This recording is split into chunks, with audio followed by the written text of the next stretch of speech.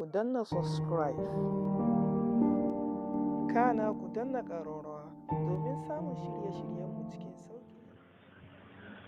A yau ne muka samu labarin cewa shahararren ɗan wasan Hausa wato ɗan wasan Kannywood Adamu Zango ya sanar da cewa ya bar Kannywood, inda ya rubuta haka a shafinsa na Instagram. Yake cewa daga yau 15 ga watan Agusta, ni Adam A. Zango na fita daga ƙungiyar shirya fina-finai ta Kannywood. Daga yau duk abin da na aikata mai kyau ko marar kyau kada a danganta shi da Kannywood. Daga yau duk arziki ko rashinta a Kannywood bana bukata.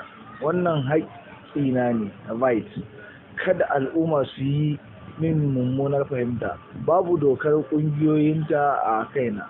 Dalili shugabancin kaman ƙarya da ake yi, shugabancin kama karya da ake yi, mai ƙarfi mai ɗaukaka mai arziki ba a iya hukunta shi saboda kwaɗayi da son zuciya.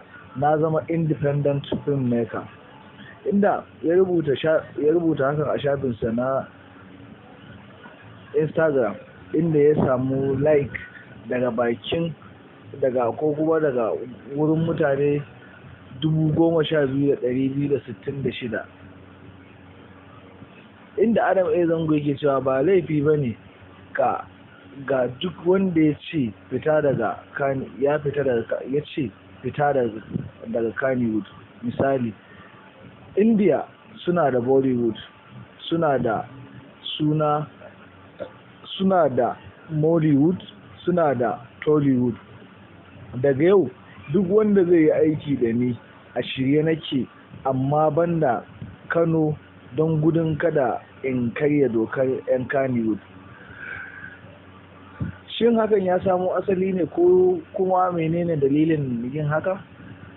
Mu a namu tunanin mun samu labarin cewa an kama wasu mutane saboda sun yi wata waka wai kaza.